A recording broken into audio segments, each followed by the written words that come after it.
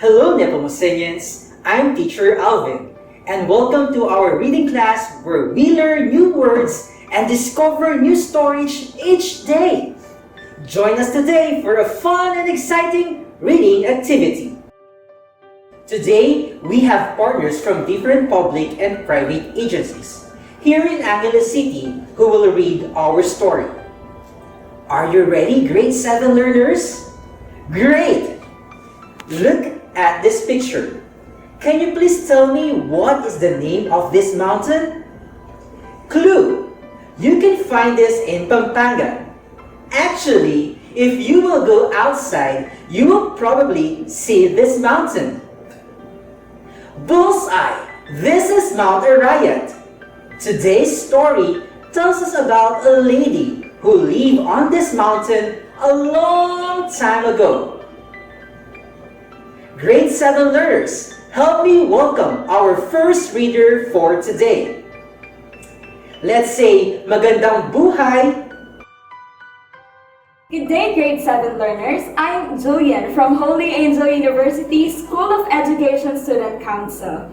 Today, I shall read the story of Maria Sinukuan. But before I read, let me introduce words that we will hear from the story. First is abound. The word abound means having in large numbers or amounts. Example sentence: Mount Arayat abounds in all kinds of fruit trees and wildlife. Second is roam. It means to go from place to place without purpose or direction.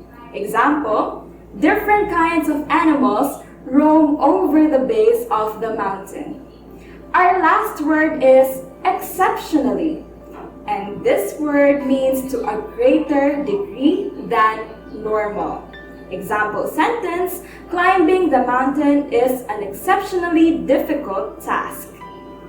Now, let's review the words. Repeat after me. Abound, roam, and exceptionally. Well done. Hello, I'm Micaela Magdangal, also from Holy Angel University School of Education Student Council. Now that you're familiar with these words, this time I want you to listen carefully as I read the first part of the story of Maria Sinukuan. Once upon a time, they say that Mount Arayat abounded in all kinds of fruit trees. Aside from the fruit trees, it is said that animals of all kinds once roamed in this mountain. The strange thing about these fruit trees and animals is that the fruit trees bore exceptionally big fruits all year round, and the animals were taken care of by no other than Maria Sinukuan. These fruit trees and animals Maria Sinukuan used to distribute to the poor. Did you listen very well? That's nice! This time, I want you to answer this question. How was Mount Arayat described in the story? Can you please share your answer? Wonderful! That was a great experience.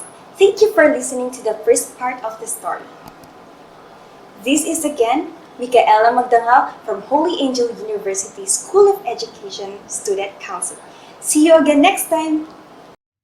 Hi again, grade 7 learners! Did you enjoy listening to our first storyteller? Fantastic! Now, let's listen to our second reader. Let's welcome here, Magandang Buhay, Marvel! Hello, Nepomucenians! I'm Marvel Nigos, the SK Chairman of Barangay Pandan, and I will read the second part of the story. Are you ready? Amazing! But of course, let's learn another 3 words. The first word is grace, and it means a special favor. Example, the abundant blessing are graced by our Lord. Second, we have the word enchanted. This means having or seeming to have a magical quality. Example, The mountain is full of enchanted creatures. The last word is gratitude. It means a feeling or appreciation or thanks. Example, the people showed their gratitude to the enchanted lady.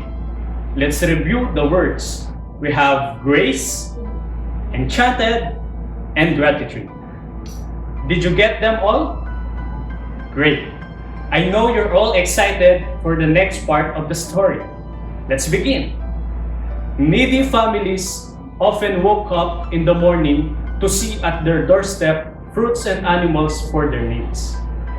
They knew it was Mariang Sinukuan who left these foods while they were sleeping. How grateful the people were to be graced by the enchanted lady. And to show their gratitude and respect, they never tried to go to her hideout in the mountain. The people considered her home as a sacred place. But such was not always the case.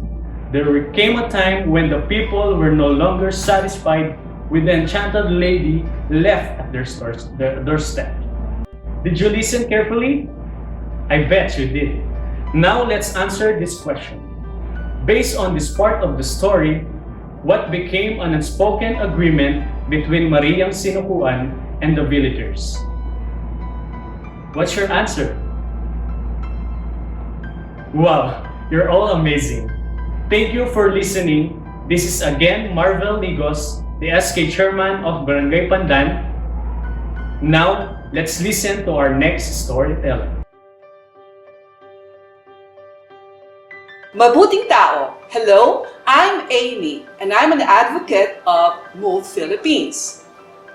Miss Marlin will read the third part of the story, but first, let's learn 3 more words. Ready your pen and paper and take note of these words. First on the list is dawn. This word means the first appearance of light in the sky before sunrise. Example sentence, the men reached the base of the mountain at dawn. Second word is fist. This means a person's hand when the fingers are bent in toward the palm and held there tightly. Example, the fruits are bigger than my fist. The third word is fowl, and it means a rooster or hen of the domestic chicken. Example, you can find different kinds of fowls on the farm. Let's review the words. Dawn, fist, and fowl. Did you get all the words? That's great! Magandang buhay! I'm Marlin. Now I want you to listen as I read the third part of the story. One day, some young men decided to go up Mount Arayat. They wanted to get more of Maria Sinukuan's fruits and animals. They started for the mountain early at dawn. They reached the base of the mountain at sunrise. Guavas bigger than their fist dangled from the guava trees. Pomegranate branches almost reached to the ground. Because of the many and big fruits they bore, ripe mangoes were just within one's reach. Falls of every kind were plentiful. Pigs, goats, and other animals roam around. The young men were still viewing this wonder of nature when from nowhere came Mariang Sinukuan. They were dazzled by her brilliance. They could not find any words to say to her. It was Maria Sinukuan who first spoke to them. Did you listen well? I know you did. This time, I want you to answer these questions. Was the agreement always followed? Why? What could have prompted the villagers to ignore the unspoken agreement between them and Maria Sinukuan? Are you finished with your answers? Well done! Thank you, grade 7 learners. I want you to continue listening to the fourth part of the story. Let's welcome our next reader. Magandang buhay, Regina. Hello, grade 7 learners. I'm G. Angeles from the Rotary Club of Pampanga North. I'm here to read the fourth part of the story. You know the drill. Let's add other words in your word bank. Our first word is amazement, and this means a feeling of great surprise or wonder. Example sentence, he can't move from his amazement. The second word is warn. The meaning of the word is to give notice to beforehand, especially of danger or evil. Example, the weatherman warned the viewers of a strong typhoon. Our third word is plentiful. The word means existing and or yielding great quantities. Example, the food is good, cheap, and plentiful. Did you take note of the three words? Amazing. Let's review the words. Amazement, warn, and plentiful. I know you're all ready. Listen attentively, grade 7 learners. Welcome to my home, young man. Help yourself to the fruits. Eat as much as you can, but I'm warning you not to take anything home without my knowledge. With this, the enchanted lady departed. After recovering from their amazement, the young men started to pick up fruits. They ate and ate until they could not eat anymore. Let us pick some more fruits. I want to fill this sack which I brought, said one. No, let's not do that. Let's go home now, said another. I'm scared. Why be scared? Did we not come to get more fruits and animals? But the lady warned us not to take anything home without her knowledge. Oh, come on. She won't know we took home fruits and animals. They're so plentiful. She won't know the difference. Did you get that? Wonderful. To check if you understand the part, answer this question. How did Mariang Sinukuan react when the people persisted in invading her home? Did you write your answer on your paper? Good job, grade 7 learners. Thank you for listening. Miss Cheryl will continue the reading of the story. Magandang buhay, learners. I'm Cheryl Collis from Globe Telecom. Let's learn 3 words. I hope you still have your pen and paper with you. Let's get it on. The first word is surprise. The word means feeling or showing surprise. Example, the men were surprised to see Maria Sinukuan in the village. The second word is descent, and it means an action or moving downward or dropping or falling. Example, the plane had gone into a steep descent. Third word is terribly. This means to an extreme degree. Example, Maria Sinukuan is terribly disappointed with the villagers. Let's review the words. Surprise, descent, and terribly. That's wonderful. We are almost at the end of the story. Are you still with me? That's great. Let me read the 5th part of the story. And so, the young men started to fill their sacks with as many fruits and animals as they could get hold of. Then, they started for home. As they were about to begin their descent, they felt their sacks become heavier. They didn't mind this, but they had not gone 10 steps farther when they felt that their load was pulling them down.